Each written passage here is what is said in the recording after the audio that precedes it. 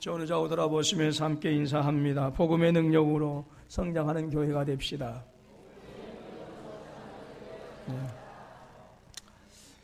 김대리가 부장에게 하루 쉬겠다는 휴가원을 냈습니다.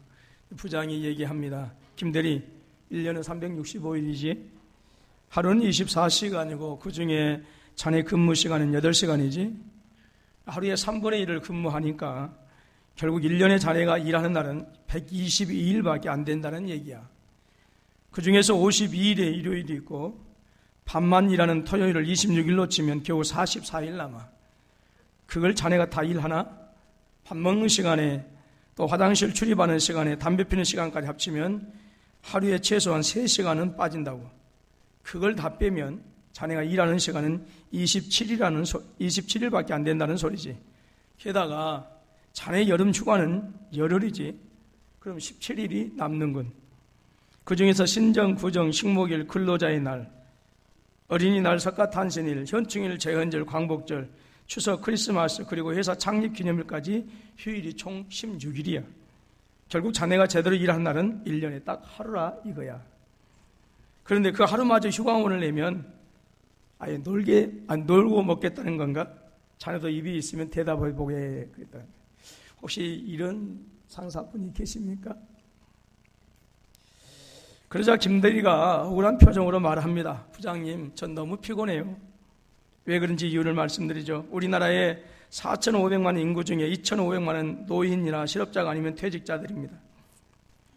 그럼 남은 인원은 2천만 명입니다. 그 중에서 1,600만은 학생이거나 어린아이들입니다.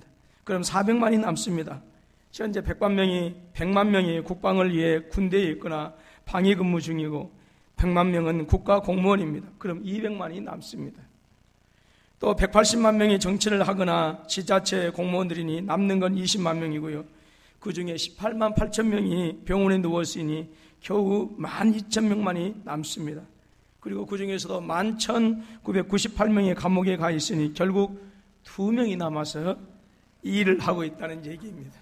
바로 부장님과 저입니다. 그런데 부장님은 매일 제가 올린 보고서에 결제만 하고 있으니 실제로 일하는 사람은 대한민국에서 오직 저 하나뿐입니다. 제가 얼마나 피곤하겠습니까? 늘 하는 말이지만 참 현대인들은 피곤하게 삽니다. 어쩔 수 없이 그런 가운데에서도 또 허덕이면서 살아가고 있습니다.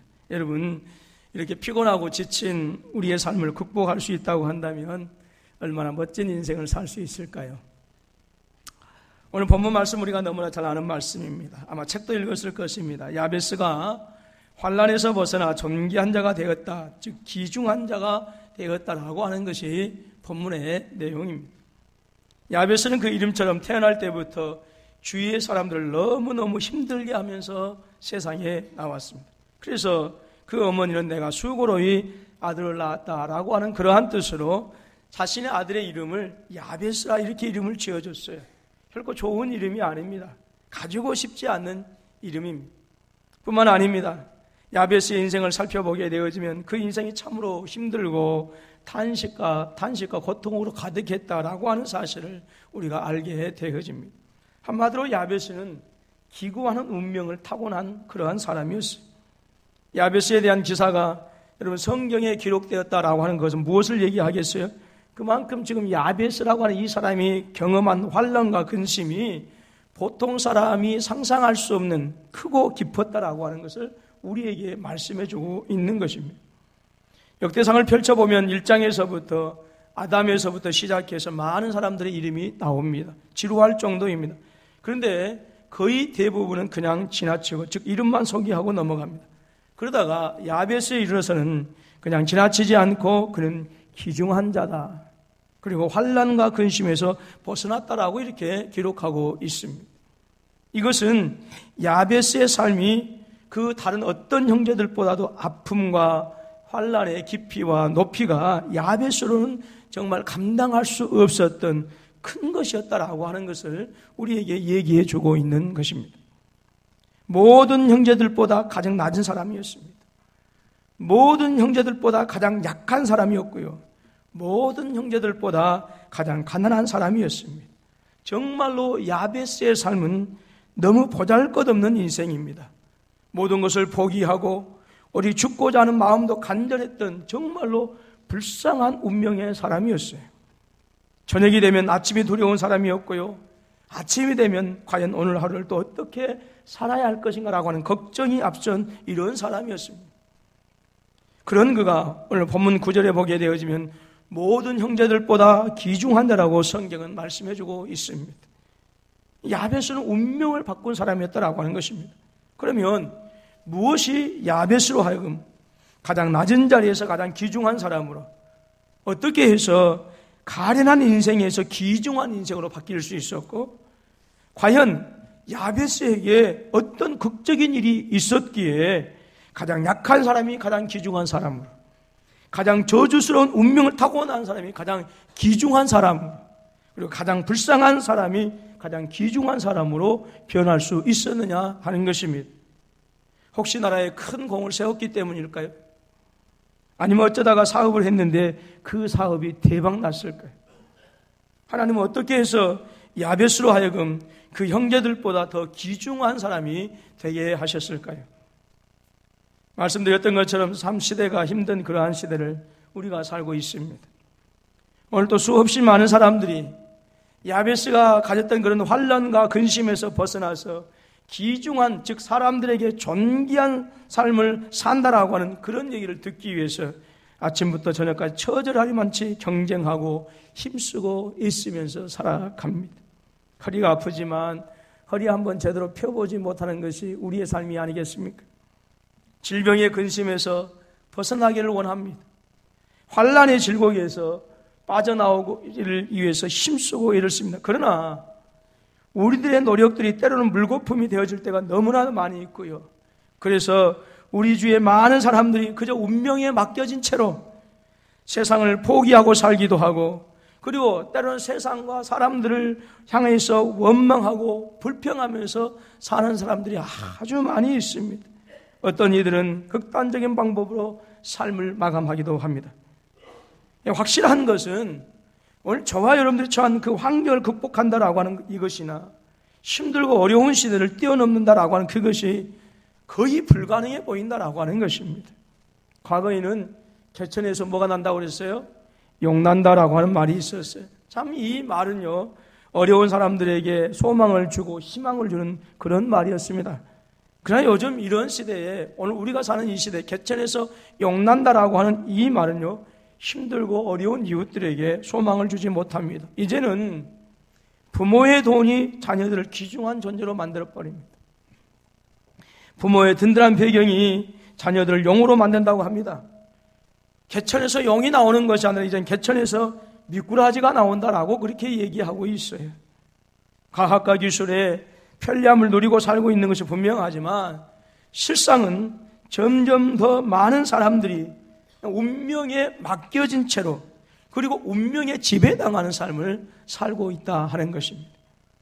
세상은 그래서 점점 더 운명론자들로 채워져 가고 있습니다. 그러나 성경에 등장하는 수많은 믿음의 사람들은 한결같이 운명을 극복한 사람들이고 자신들에게 주어진 운명을 바꾸어 버린 그런 사람들의 이야기입니다. 오늘 성경은 본문 말씀을 통해서 설령 내 운명이 가련하고 저주스럽고 정말로 보잘것없고 초라한 운명이라 할지라도, 또 내 운명이 근심과 환난이 떠나지 않는 불쌍한 그러한 운명이라 할지라도 그것을 귀중함으로, 그것을 존귀한 인생으로 바꾸어 버리는 능력을 하나님께서 우리에게 주셨다라고 분명히 밝혀주고 있습니다. 그렇다고 한다면 어떻게 해서 나의 삶을 귀중한 삶으로 바꿀 수 있겠느냐 하는 것입니다. 하나님은 어떻게, 무엇으로 저와 여러분들로 하여금 내 인생을 존귀하게 또 살아가게 하실 수 있을까요? 오늘 본문 말씀에서 우리에게 주는 중요한 교훈 한 가지는, 기도하지 않으면 우리의 삶을, 내 운명을 바꿀 수 없다라고 하는 것입니다. 하나님은 야베스의 삶의 주관자가 되어 주신 줄로 믿습니다. 하나님은 야베스로 하여금 모든 이들에게 기쁨을 주고 삶의 즐거움을 주는 인생이 되기를 원하셨어요. 야베스는 태어나면서부터 주위의 사람들을 신음하게 했던 사람입니다. 아프게 했던 사람입니다. 고통스럽게 했습니다. 그리고 이 사람은 청년이 되어지고 결혼을 해서 가장이 되어서도 그의 이름대로 고통스럽게 살았던 사람이었어요. 그런데 하나님은 그런 야베스를 바꾸시기를 원하셨다라고 하는 것입니다. 기쁨을 주는 인생으로 바꾸기를 원하셨고, 즐거움을 주는 인생으로 바꾸시기를 원하셨고, 희망을 주는 인생으로 살기를 원하셨어요. 그래서 하나님은 이 일을 위해서 야베스의 부르짖음에 응답해 주신 줄로 믿습니다. 야베스의 형제들 뿐만 아니라 야베스의 주위에 있는 어느 누구도 야베스의 탄식을 대했지만 어느 누구도 이 야베스의 탄식에 응답해 줄 수가 없었습니다. 왜냐하면 그 탄식을 해결해 줄 수 있는 능력이 그들에게 없었기 때문에 그렇습니다. 오히려 야베스의 탄식은 듣는 이들로 하여금 그들의 마음을 더욱더 안타깝게만 할 뿐이었습니다. 차라리 보지 않을 것을, 차라리 듣지 않을 것을 모두가 야베스의 탄식을 외면하였습니다. 형제들도 외면하였고 주위의 사람들도 야베스의 근심과 환난을 모른 척했습니다. 그들에게 있어서 야베스는 짐밖에 되지 않았습니다. 그러나 하나님은 달랐다는 것입니다. 하나님은 야베스의 눈물을 보셨습니다. 하나님은 야베스의 통곡을 들으셨습니다. 그리고 야베스의 기도에 응답해 주셨습니다. 야베스가 기도한 대로, 야베스가 구하는 대로, 야베스가 부르짖는 대로 정확하게 응답해 주셨습니다. 야베스의 지역을 넓혀 주었습니다. 전능하신 손으로 야베스를 도와주셨습니다. 환난에서 벗어나게 하셨고 근심이 떠나가게 하셨습니다. 모든 형제들보다 귀한 자가 되어지도록 하나님께서 응답해 주셨고, 이런 하나님의 응답은 모든 형제들보다 더 탁월하고 다른 모든 주위의 사람들보다 더 뛰어난 자가 되게 하신 줄로 믿습니다. 만약 삶의 주관자가 되시는 하나님께서 야베스의 신음에 반응하지 않으셨다고 한다면, 삶의 주관자가 되시는 우리 하나님께서 야베스의 눈물을 당신의 가슴에 담지 않으시고 채우지 않으셨다고 한다면, 야베스의 기도에 응답해 주시지 않으셨다고 한다면 여전히 야베스는 운명이라고 하는 굴레를 벗어나지 못하고 가련하고 불쌍한 운명에 결박당한 사람, 비참한 운명의 포로가 되어져서 정말로 그 인생은 어찌할 수 없는 탄식으로 가득하고 탄식으로 채워지는 눈물로 가득한 슬픈 인생을 살아갈 수밖에 없는 사람이었을 것입니다. 그런데 삶의 주관자 되시는 전능하신 하나님께서 응답해 주셨기 때문에 야베스는 비참한 운명의 쇠사슬을 끊어버릴 수 있게 되어진 것입니다. 하나님께서 응답해 주셨기 때문에 가난이라고 하는 이 저주스러운 운명에서 탈출할 수가 있었습니다. 하나님께서 응답해 주셨기 때문에 환난과 근심으로 가득한 운명의 저주를 벗어날 수가 있었던 것입니다. 운명을 극복하는 복된 인생을 살게 되어진 것이죠. 하나님은 전능하신 하나님이신 줄로 믿습니다. 오늘 저와 여러분들이 기도할 때에 어떠한 운명에 지워져서 어떠한 운명의 포로가 되어져 있을지라도, 어떠한 운명의 구덩이에 있을지라도 반드시 건져주시고 우리의 삶을 바꾸시는 바로 전능하신 하나님, 그분이 바로 저와 아버지 되신 줄로 믿습니다. 이 땅에 오셔서 저주받은 인생들을 가장 귀중한 하나님의 자녀들로 우리의 운명을 바꾸어 주신 분이 계십니다. 바로 나의 구주, 나의 하나님 예수 그리스도이십니다. 성경은 이렇게 증거합니다. 에베소서 2장 1절로 7절 말씀 보니까 그런 허물과 죄로 죽었던 너희를 살리셨도다라고 합니다. 저와 여러분의 운명은 허물과 죄로 죽었던 운명이었습니다. 그런데 하나님께서 살리셨습니다. 그때 너는 그 가운데서 행하여 이 세상 풍조를 따르고 공중의 권세 잡은 자를 따랐으니 곧 지금 불순종의 아들들 가운데서 역사하는 영이라. 전에는 우리도 다 그 가운데서 우리 육체의 욕심을 따라 지내며 육체와 마음에 원하는 것을 하여 다른 이들과 같이 본질상 진노의 자녀이었더니 합니다. 오늘 저와 여러분들의 운명은 본질상 진노의 자녀이었어요. 그런데 그 진노의 자녀였던 우리의 운명을 하나님께서, 주님께서 바꾸어 주십니다. 본질상 진노의 자녀이었더니 긍휼히 풍성하신 하나님이 우리를 사랑하신 그 큰 사랑을 인하여 허물로 죽은 우리를 그리스도와 함께 살리셨고 또 함께 일으키사 그리스도 예수 안에서 함께 하늘에 앉히시니, 이는 그리스도 예수 안에서 우리에게 자비하심으로써 그 은혜의 지극히 풍성함을 오는 여러 세대에 나타내려 함이니라 말씀하셨습니다.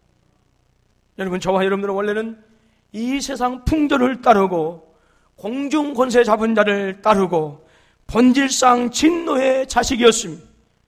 우리의 운명은 하나님과 원수된 자들이었습니다. 하나님의 진노로 영원한 지옥불에 들어가야 하는 것이 우리에게 정해진 운명이었습니다. 아무도 이 운명을 바꿀 수가 없었습니다. 아무도 이 운명을 새롭게 할 수가 없습니다. 아무도 이 운명을 뒤집을 수가 없습니다. 그런데 주님은 이 저주스러운 운명을 십자가에서 나의 죄악을 담당하심으로 이제는 하나님의 자녀가 되는 상상할 수 없는 귀중한 사람으로 보배롭고 존귀한 존재가 되게 하신 줄로 믿습니다. 사도 베드로는 변화된 저와 여러분들을 이렇게 말씀해 줍니다. 그러나 너희는 택하신 족속이요 왕같은 제사장들이요 거룩한 나라요 그의 소유된 백성이니 이는 너희를 어두운 데서 불러내어 그의 기이한 빛에 들어가게 하신 이의 아름다운 덕을 선포하게 하려 하심이라. 너희가 전에는 백성이 아니더니 이제는 하나님의 백성이요 전에는 국률을 얻지 못하였더니 이제는 국률을 얻은 자니라. 아멘. 십자가에서 흘리신 주님의 보배로운 피가 저와 여러분들 깨끗게 하심으로 마귀의 종으로 살아가야 하는 운명을 가진 저와 여러분들을 하나님의 자녀라고 하는 존귀한 권세를 가지게 하신 것입니다. 그리스도의 의의 옷을 힘입고 오늘 저와 여러분들 그리스도의 의의 옷을 우리에게 입혀주심으로 말미암아서 죄악의 옷을 입고 살아서 더러운 운명을 가지고 지옥에 가야 하는 저와 여러분들을 이제는 그리스도의 의의 옷을 덧입혀 주시어서 의로운 자가 되게 하시고 존귀한 존재가 되게 하신 것입니다. 저와 여러분은 사망과 죽음의 운명을 극복할 수 없는 저주받은 사람들이었습니다. 그러나 주님의 십자가의 은혜로 말미암아서 죄사함 받고 주님의 부활의 권세로 말미암아 사망을 이기고 죽음까지도 정복하는 운명의 극복자가 되어진 줄로 믿습니다. 주님의 사랑과 주님의 헌신과 주님의 기도와 주님의 부활의 능력이 저와 여러분의 죄된 운명을 바꾸셔서 하나님의 자녀가 되게 하신 것입니다. 우리 주님의 보배로운 피가 아니고서는 죄로 말미암아 더럽혀진 저주의 운명을 축복의 운명으로 바꿀 수 있는 것은 결단코 하늘 아래 존재하지 않습니다. 사도 바울은 모든 저주의 운명을 극복한 저와 여러분들이 전혀 새로운 존재가 되었음을 이렇게 선포합니다. 그런즉 누구든지 그리스도 안에 있으면 새로운 피조물이라 이전 것은 지나갔으니 보라 새 것이 되었도다. 그 주님께서 오늘 말씀을 통하여 우리에게 다시 이렇게 선포하십니다. 너희가 내 이름으로 무엇을 구하든지 내가 행하리니 이는 아버지로 하여금 아들로 말미암아 영광을 받으시게 하려 함이니라. 내 이름으로 무엇이든지 내게 구하면 내가 행하리라 말씀하셨어요. 그리고 요한복음 16장 33절에서 다시 이렇게 선포하십니다. 세상에서는 너희가 환난을 당하나 담대하라 내가 세상을 이기었노라 말씀하십니다. 그렇습니다. 주님은 당신 안에서 부르짖는 자에게 세상의 운명을 이기는 힘, 세상의 숙명을 이기는 힘을 주신 줄로 믿습니다. 여러분, 그러므로 기도는 운명을 바꾸는 능력입니다. 자, 전후좌우 돌아보시면서 서로 인사합니다. 기도는 운명을 바꾸는 능력입니다. 전능하신 하나님, 응답하신 하나님께 기도하면 죄악으로 말미암은 비참한 운명의 사슬은 끊어지게 되어 있습니다. 그러나 기도하지 않으면 우리의 삶은 하나님 앞에서 귀중하게 되어질 수가 없습니다. 돈이 우리의 운명을 바꾸는 것이 아닙니다. 세상의 권세가 우리를 존귀하지 못하게 합니다. 내가 가지고 있는 개똥 철학이, 내가 가지고 있는 개똥 사상이 우리의 운명을 바꾸거나 세상의 권세가 우리의 존재를 바꾸지 못하게 한다라고 하는 거예요. 기도하면 미꾸라지 운명이라도 용이 되는 역사가 일어나게 하지만 기도하지 않으면 용이 되는 문명도 미꾸라지 되게 하시는 거예요. 야베스는 가난이라고 하는 운명의 굴레, 환난이라고 하는 운명의 짐, 근심이라고 하는 고통의 운명 때문에 자신의 삶을 저주하기도 했습니다. 이 정도로밖에 자신을 키우지 못한 부모도 원망스럽습니다. 자신의 삶을 너무나도 무겁게 짓누르는 이 운명이라고 하는 고통은 야베스로 하여금 서러운 눈물을 흘리게 하였습니다. 탄식하게 했습니다. 누구든지 야베스를 바라보게 되어지면 하나님이 계시지 않는 것 같다라고 하는 거였어요. 저 야베스를 바라보게 되어지면 도대체 하나님께서 얼마나 저주했길래 이런 탄식이 들릴 수밖에 없습니다. 그러나 여러분, 원망과 불평과 저주와 탄식과 눈물도 야베스의 저주스러운 운명을 바꾸지 못한 것입니다. 그래서 야베스는 자신의 삶의 주권자가 되시는 하나님께 기도합니다. 본문에서는 아레오 이르데라고 해서 그 강도가 조금은 약하게 표현되어 있어요. 그런데 영어를 보니까 cry out이라고 했어요. 이 cry out은 말없이 큰 소리를 만든다라고 하는 것을 의미합니다. 무슨 말입니까? 조용하게 얘기했다라고 하는 것이 아니. 그는 자신의 저주스러운 운명을 극복하기 위해서, 그 저주스러운 구덩이에서 빠져나오기 위해서 하나님 앞에 나아가서 대성통곡했습니다. 아픔과 고난과 운명의 무게 때문에 너무나도 그것이 힘들고 어렵기 때문에 그것을 벗어버리기 위해서 대성통곡했습니다.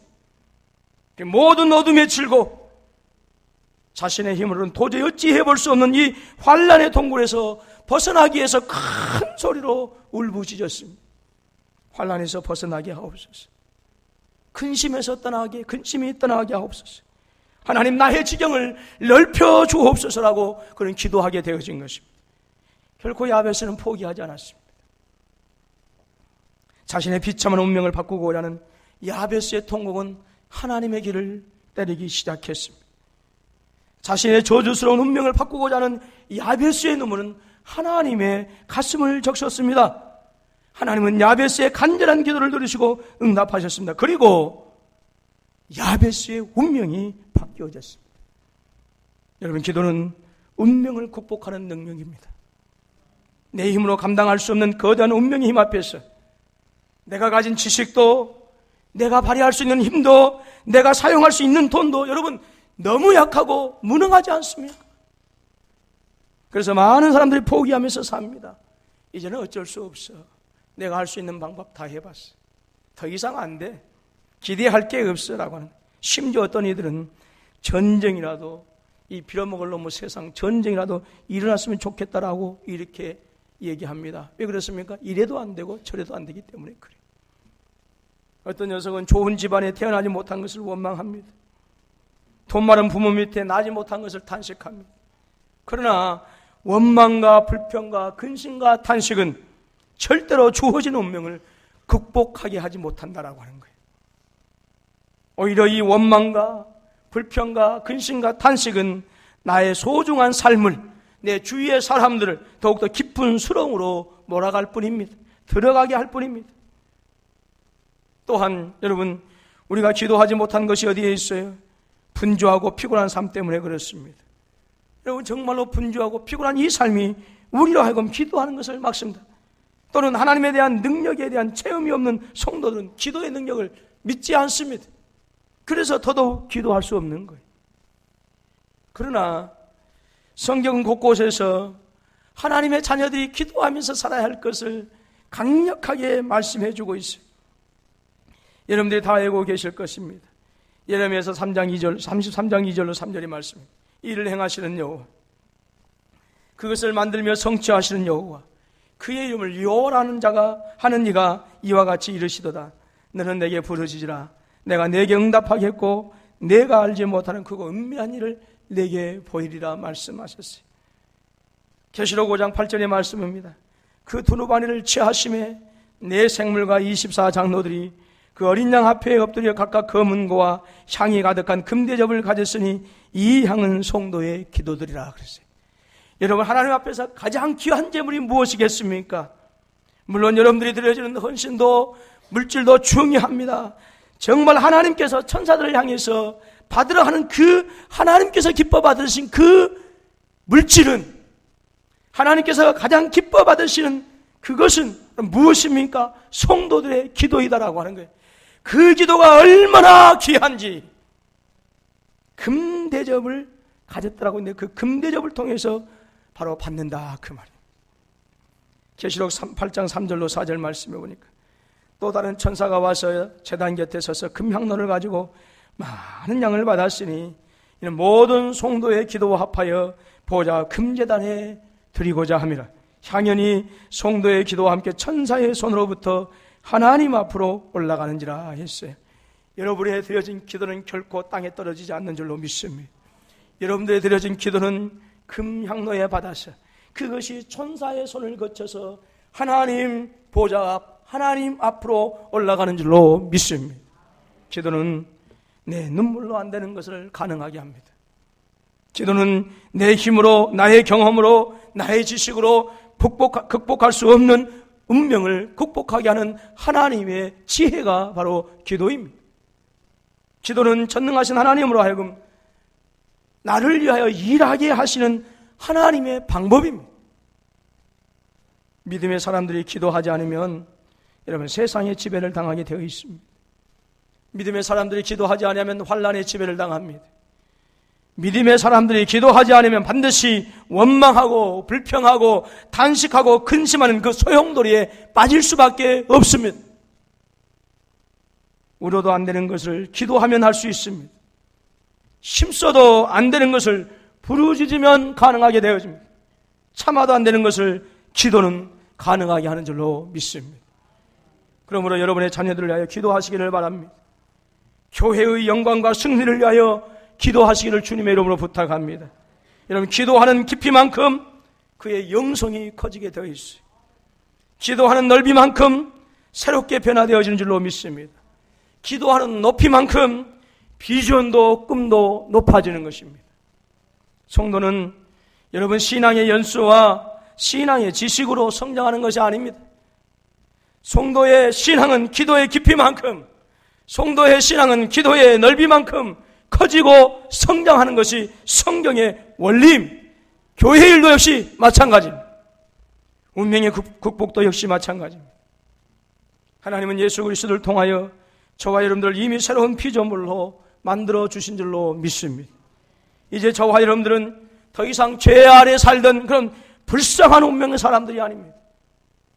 저와 여러분들은 사망과 죽음의 권세 아래서 어찌할 수 없어서 사는 그러한 저주스러운 운명이 더 이상 아닙니다. 질병과 환난과 아픔과 마귀의 저주 아래 살던 운명이 아니다라고 하는 것입니다. 성령 하나님께서 우리 안에 거하셔서 하늘의 부유함과 권세를 가지고 하나님의 자녀의 권세를 가지고 저와 여러분들로 하여금 이 땅에서도 천국의 부유함을 누리면서 살게 하는 권세를 우리에게 연락해 주신 줄로 믿습니다. 아일랜드의 한 청년이 결혼식을 하루 앞두고 사랑하는 약혼녀가 익사하는 아픔을 당했습니다. 슬픔을 극복하지 못하고 절망에 빠져 있는 이 청년이 친구들과 주위 사람들의 권유에 따라서 아픔의 장소를 떠나서 캐나다로 옮겼어요. 그러나 그곳에 안주하기도 전에 고향에서 들려온 소식은 그토록 사랑하는 어머니가 중병으로 말미암아서 죽음을 기다리고 있다라고 하는 소식이었습니다. 사랑하는 애인도 이렇습니다. 이제 사랑하는 어머니마저 잃는 위기에 처해 있는 이 청년은 정말로 죽고 싶었습니다. 세상의 모든 불행이 한꺼번에 자신을 향해서 폭풍처럼 몰려오는 것 같았습니다. 청년은 힘없이 하나님 앞에 무릎을 꿇고 호소하면서 흐느끼면서 이렇게 부르짖어 기도하였습니다. 하나님, 어머니의 병을 고쳐주옵소서. 내 기도에 응답하여 주옵소서. 평생을 하나님의 영광을 위해서 살겠습니다라고 결단의 기도를 드렸습니다. 그 순간 하나님의 놀라운 위로와 평안이 가슴속에 가득 스며든 것을 느꼈습니다.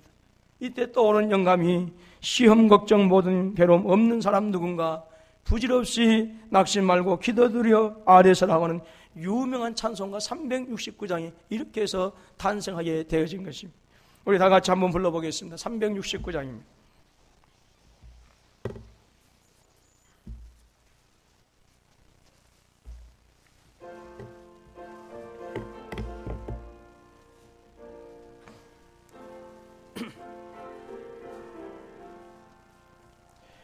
죄짐 맡은 우리 구주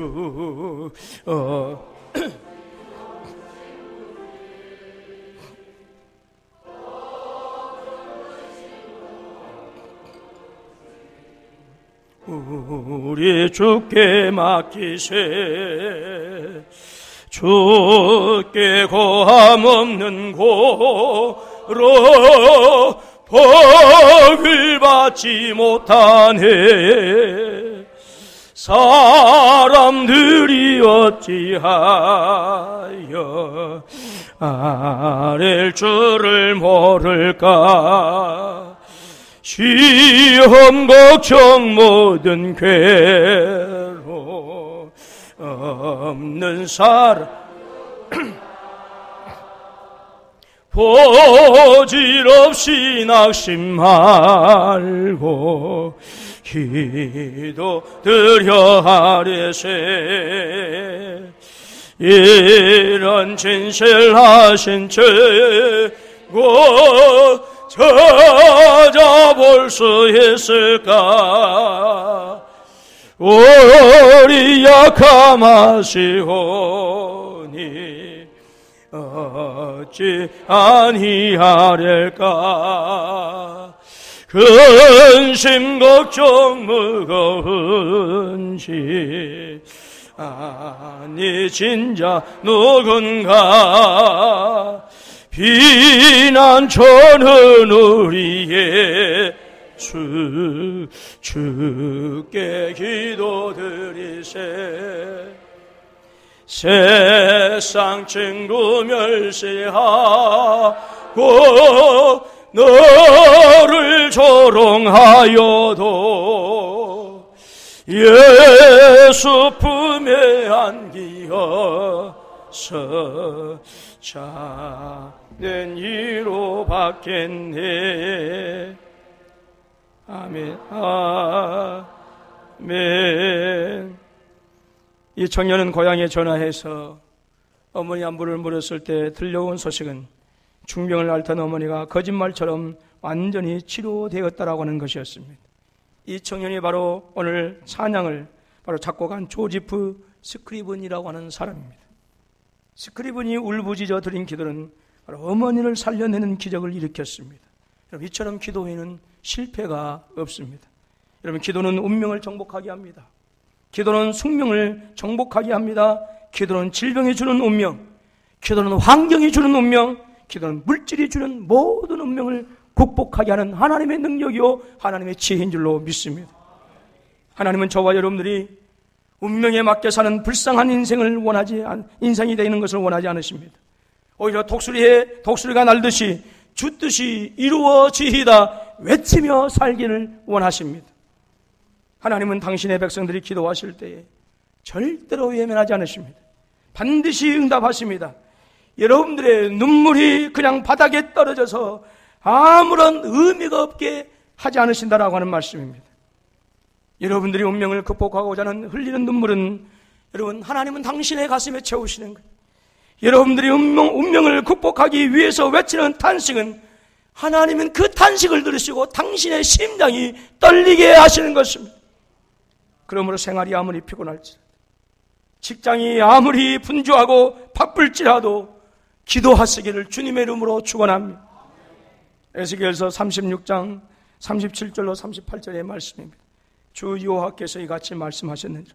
그래도 이스라엘 족속 이같이 자기들에게 이루어 주시기를 내게 구하여야 할지라.